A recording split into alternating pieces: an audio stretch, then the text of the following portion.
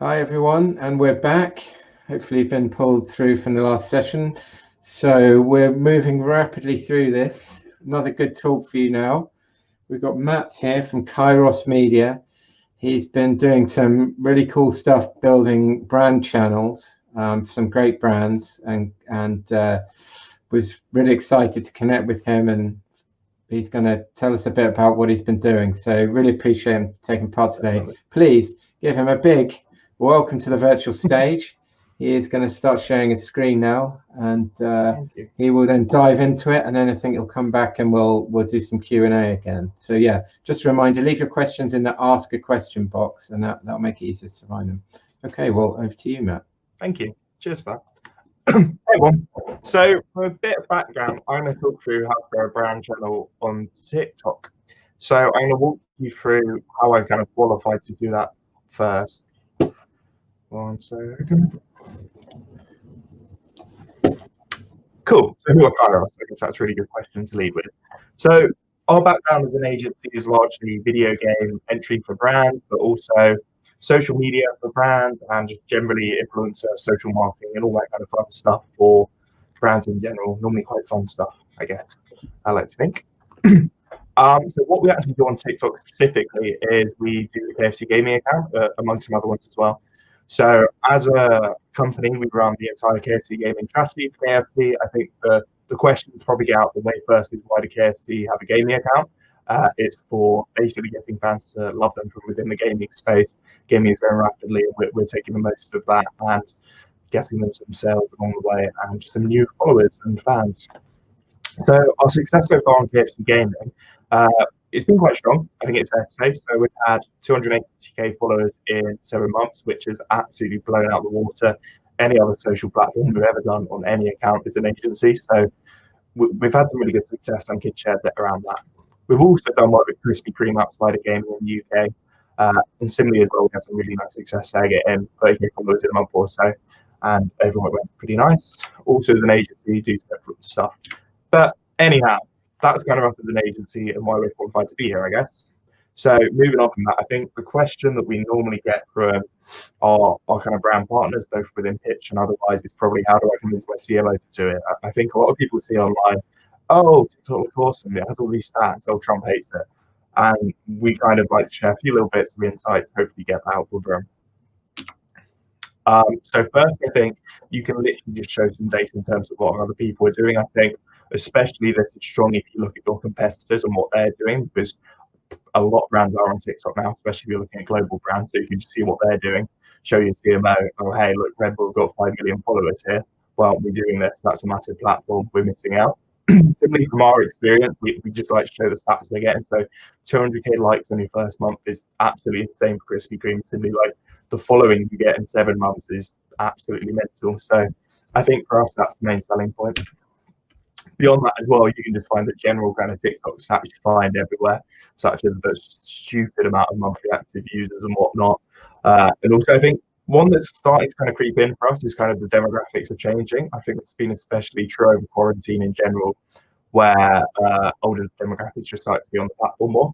And I think a lot of the pushback we initially got when we were doing TikTok around probably 6 months ago or so was, oh, it's all for kids. That's not right for our brand. But I think that's changing over time, as far as we can see from the official kind of stats coming in through TikTok themselves and sites like Statistica, for example. So I think that helps justify it. Similarly, we've got all these other stats here. I'll share this afterwards, but I just figured this stuff's probably helpful for you guys if you ever need to sell it in internally or externally. Similarly as well, something we've looked into, just because I think that helps. Is my mic working okay? Yeah, cool. Sorry guys. So in terms of the data, it's all actually stored outside of China at the moment. Oh no, that's not good with the mic. Let me move it. There we go. That might be a little bit better, hopefully. 1 sec, guys. Cool, amazing. Cool. So that's kind of an overview there as well in terms of how they store the data. But again, I'll share this all with you guys afterwards. Fresh, do I help? Oh no. Sorry, guys. Just have to go with this. Thank you for the feedback, though. As well, that the app is 13 plus, and I think that is meant for us. That helps us sell this into brands in general. But one thing to note in that regard is if you're under 13, I think a lot of younger users probably do go on the platform anyhow and do an older age. But officially, 13 plus the platform, so it should be okay. Cool. Moving on. So the opportunity with TikTok right now, I won't go into this too much to be honest, but I think the main thing is you can be an early adopter still. And I think there's a really good opportunity for growth at the moment because TikTok still let brands have a really nice algorithm that grows them stupidly quickly compared to other platforms. And I think that probably won't last forever. I think when brands grow more on the platform, you're going to have to look more and more paid to kind of get that growth. But right now, hop on the platform, get verified, and it should be good. Cool. So I'll share that again, but that's kind of an overview of why I think TikTok's important and some stats that hopefully help you justify this too. But here's kind of some quick and dirty tips, I guess, on how to grow your TikTok pretty quickly. Because I think from our experience at Kairos, we've done that fairly well. So I thought I'd share a bit of what we've done so far. So I think the first one is probably TikTok's weird. I think when we started on TikTok, and some brands as well, when they're starting on TikTok, they try and treat it like their other social media platforms. And honestly, I just don't think that works too great. The platform itself, it's almost weird calling it a social media platform because people don't make that many friends on it. I think it's fair to say. It's almost like YouTube or a consumption platform where you just scroll through and it's the catchy content that makes it great.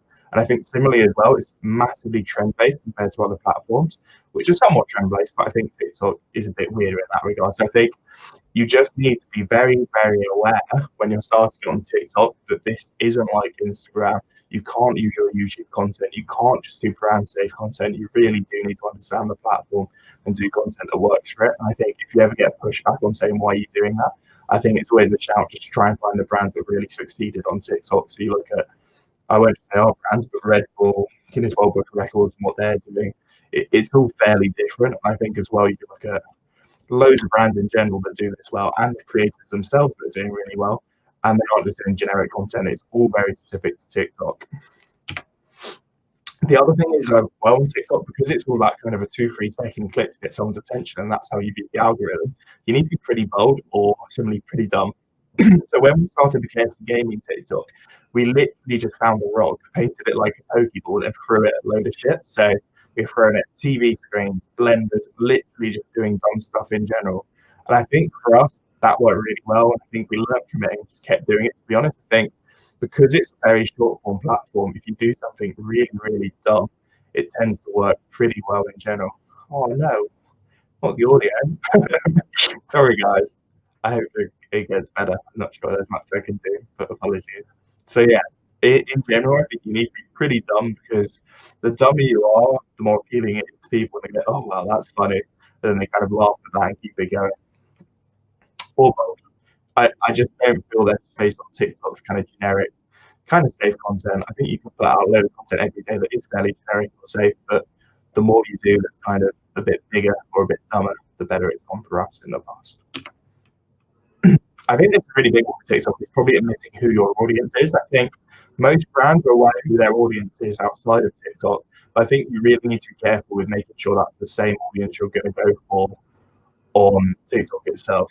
And I think TikTok as a platform, as I said, is weird. It's massively, massively different to any other social media platform so far.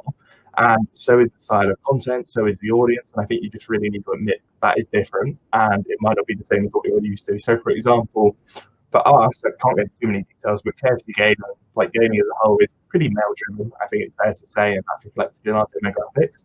But then you look at TikTok, and it's not that way. And I think that's really, really great. And I think similarly as well, when you're new on TikTok, you tend to be more focused on your country. So it'll be a UK specific page, for example, but then over time, as you grow, that tends to go more and more global as well. So that's something to bear in mind with your demographic. You might start off 70% UK, look amazing for a while, but then to go beyond that audience, it'll normally go global. So you might go down to 20% UK for example, if you're targeting there.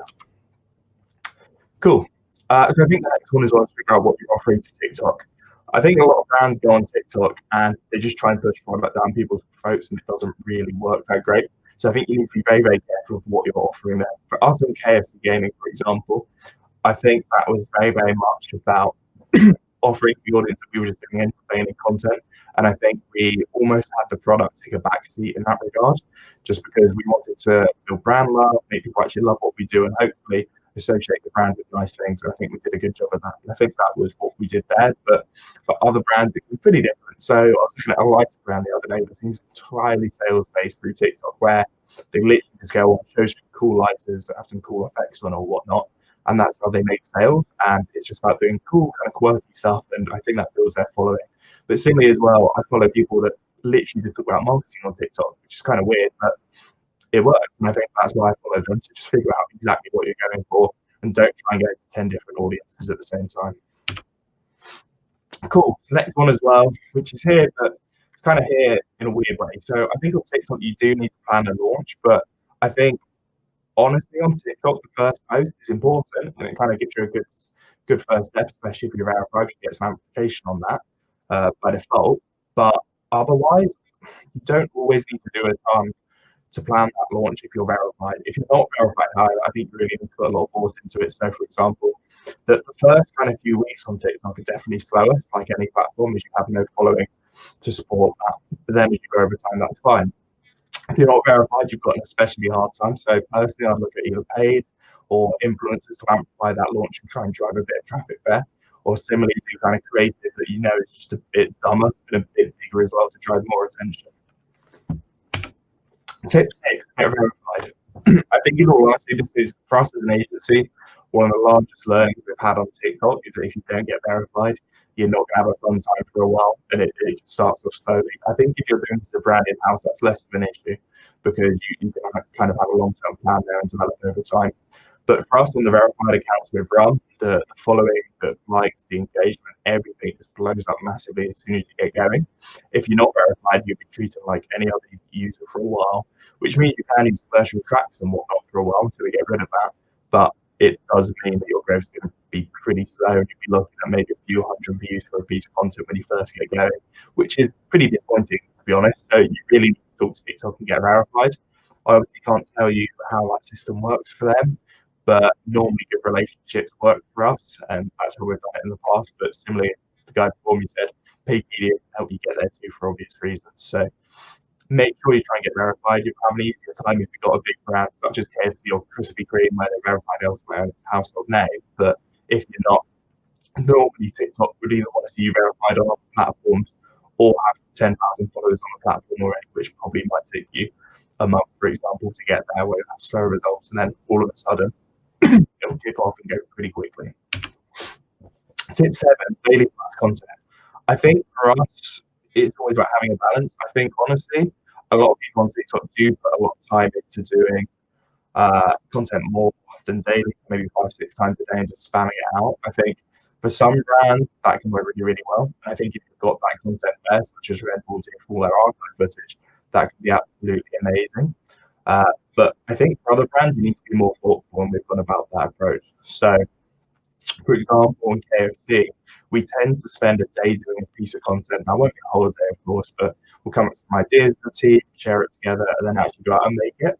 And I think for us to get that done kind of content that's a bit bigger and goes viral, it just needs a bit of time to do it. But at the same time, I think doing daily is a good mix, so you've got enough reach there and it's always on to get you growing. I think you can look at some creators as well, people that just do one safe, solid piece of content that goes really well for them. So, for example, Will Smith, if you follow him on TikTok, it's absolutely amazing. He's a visual effects artist, and for half the TikToks he does, and you can just see the work goes into it. Every single one gets like 10 million views. So I think it's definitely a balance, but for us, I'd say daily a minimum should be what you're going for on TikTok content. If you do less than that, I think your growth probably would half, just if you did half that content, if not more, because you'd be growing more slowly as well over time.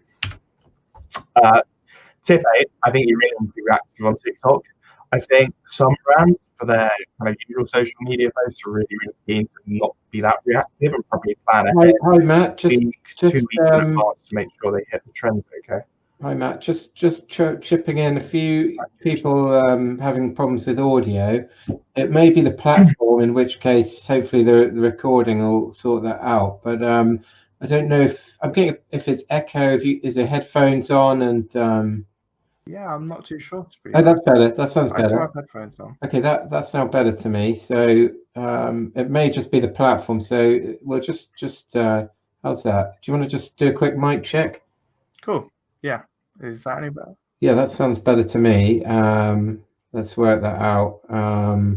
Yeah, that sounds better. Who knows? Okay, well, we may just be struggling with the platform, but that sounds great now to me. Yeah, okay, everyone's saying perfect.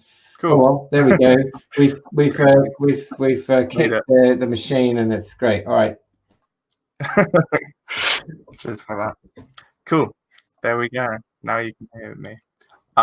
So for this one as well, I think you really need to be reactive to trends on TikTok in general, and I think you just need to you can't plan ahead too much because then you miss out on all. I love how everyone's saying, "Wow, this is great, they got fixed." I'm kind of shocked it did, but that's amazing. So just don't plan ahead too much, and I think some brands want to do that for obvious reasons to make it easier for themselves, just to be honest.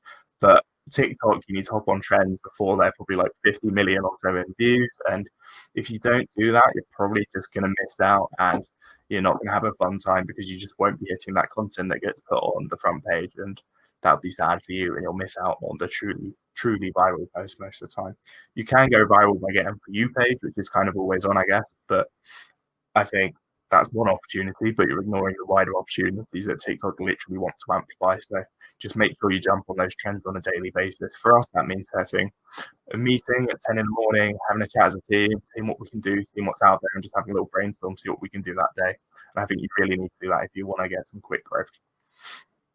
Moving on, I think TikTok as a platform is really, really new, and I don't think anyone's really figured it out entirely. I think if they say they have, they're probably lying because no brand, well, most brands, probably other than Red Bull, perhaps, haven't really been on this a very long time. I think you just need to learn what works for you as a platform.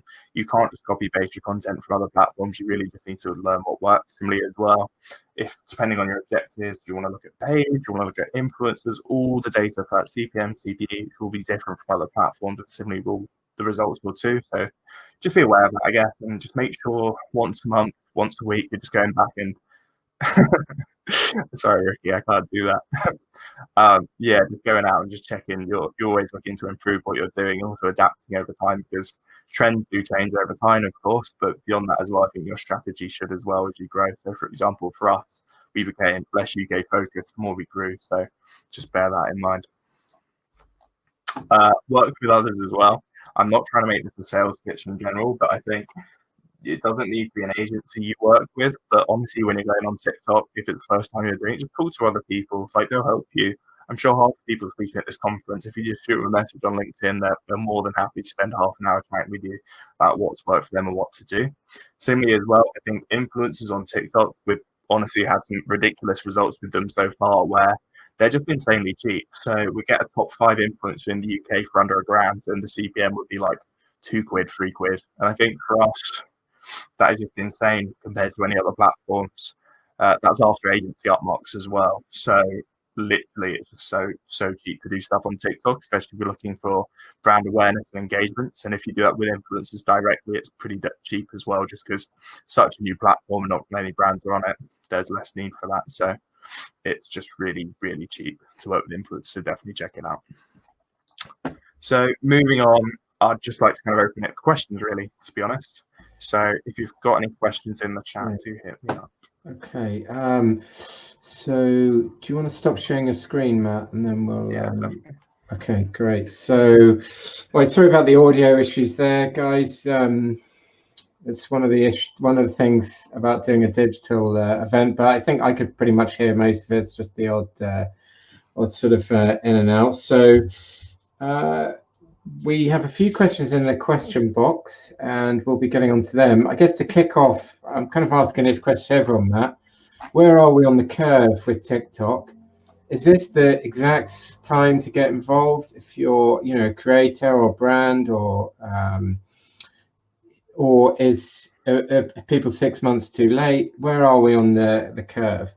I think you could always be earlier, to be honest. And I think for us, we started around 6-7 months ago, properly on TikTok, and that was around the right time. But then you look at other brands such as Red Bull, who have been on it like 2-3 years, and they've got 8 million followers or whatever. So I think being early is good. I think you still get all the algorithms to help you as a brand if you start now. But at the same time, you can still get going now, and you're still seeing the same algorithms to get you boosted as soon as you set up and go. So I'd definitely just say get started now, because you don't know if in the future those algorithms will change, for example, and you might not get all that help. Okay, so seems to be a popular question. Lauren is asking, so we're a brand, they have a creator account specifically so they can use the licensed music, and is that okay? That's probably a question for TikTok, to be honest. I think probably legally it gets iffy just because you are using music without a license, but at the same time, it's ultimately on TikTok to sort that, not you. But again, I'm not a legal expert. We've always been verified for our brand, so we've never had that issue. Got it. And the Vital For You page, how do you make sure you get traffic from that? So the For You page, in terms of how you get traffic from that, we normally do it as a hashtag on our content just to make sure we go there. And I think, honestly, it can be applied to almost everything. And how TikTok works overall is that your content tends to go through your audience in a way first. So it hit kind of a few thousand followers that exist within your audience and expand to kind of a similar audience. And then if you keep doing really, really well in terms of your engagement and content, and it goes through these waves of audiences, you'll eventually get to the For You page. And that's where you get the really big pickup, to be honest, because that's where the discoverability happens outside of your followers. Got it. And a couple of questions on sectors. Sarah is asking, is TikTok for every brand? For example, Tiffany & Co. I don't know if she works for Tiffany, but I guess that's a sort of luxury. Can it work for luxury? Mm-hmm. I've seen a few luxury brands on it. I think, to be honest, you'd probably be a first mover in the space, because I think those brands are probably a little bit more traditional, I guess. But I've not seen a ton, to be honest, but that's not to say it wouldn't work. And I think you should just have a look on the platform, see what other brands are doing in the space, with your competitors, even if they're smaller, and just see if there's an opportunity there. I honestly don't know with Tiffany & Co., but I'd assume there is, to be honest. Every brand we've worked for, it's like any other social platform, it's got the audience. As long as you make content to appeal to them, it'll go pretty well. And Joe is saying, well, yeah, what about sectors? Do certain ones do better, like fashion? What sectors do you see as being a sweet spot for this? Yeah, definitely. In terms of sectors, I think some have an obvious appeal on TikTok. So I think if you've got something that just looks visually nice, so for example, food, that works really well. Or if you've got, like I was saying earlier, if you get some like a lighting that's just really, really cool and nifty to look at and just really visually appealing, I think that works really well. So I think it's less on sector, but more on your product. I think if you've got something that's quite complex that you won't understand within 2 seconds as a product, it's probably a bit harder for you. But that's not to say it wouldn't work. I think it'd just be a harder time, because when people are scrolling through the feed, they won't instantly see that cool, fun content, and they understand what you do. And if they understand what you do, that's obviously good for you as a business. And Trudy works for a very serious traditional company, and maybe they're not. They are reluctant to put out silly content, she calls it, but can serious ever work on TikTok?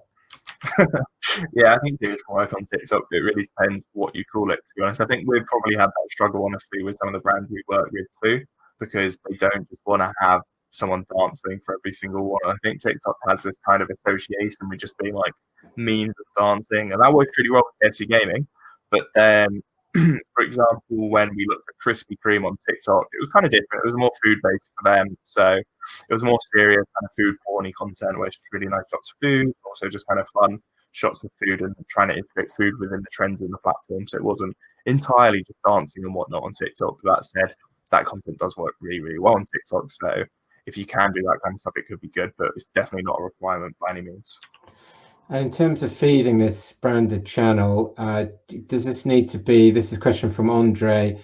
It's a shame they don't show where everyone's from on the profiles on this. Be good to know where in Europe he's from. But Andre is saying, maybe Andre can let us know in the chat. You're welcome, Trudy. To get this content in every day, do you've got to create that yourself using your own in-house creators or I guess third-party creators, or can you use YouTube other stuff? Mm-hmm. So TikTok's honestly like fairly flexible as a platform. I think for us, because we're working with brands, I think we want to create original content because we don't want to be associated with reusing content so much. But at the same time, I've seen other brands such as Ace of Frog almost entirely, which is a kind of computer hardware and peripherals brand, almost entirely rely on using influencers to create content on their feed and the influencers' feed, so just reuse that. And other brands such as Red Bull do really, really great things by they've literally got this abundance of kind of archive footage, really cool, like of this, I don't know, snowboarding tricks and skating tricks and stuff like that. And they're just cutting it up, taking 8 seconds and putting that on TikTok.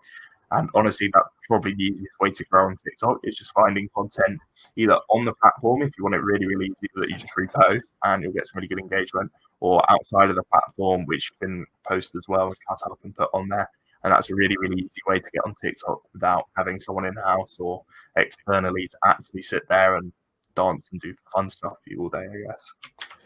Great. And I think this will be our final question. Well, still a couple more on people interested in sectors. So someone's saying, what about something like a local kind of home improvement business? Can it work? Can it work for them? Or what about B2B? What about those sectors?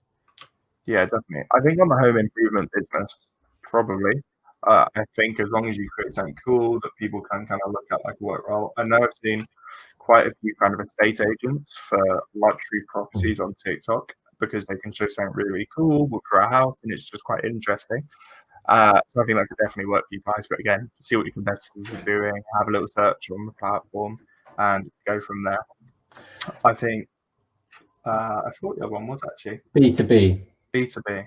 I think B2B, you've probably got a harder time, to be honest. So I'm not sure the demographic's quite there to have it so easy. But at the same time, I personally follow some people that do marketing on TikTok, kind of content around how to grow your TikTok and stuff like that. And I think they've got probably like 30, 50K followers, which obviously is smaller than some of the huge kind of B2C accounts, but that's still a decent following. I've not got experience myself in terms of doing B2B on TikTok, but I'm seeing other people doing it and getting engagement, and I personally follow that and like it. So I assume there might be a need there, but I'll probably say you're better focusing on LinkedIn if you're not doing that already. But it could be a really cool opportunity anyhow.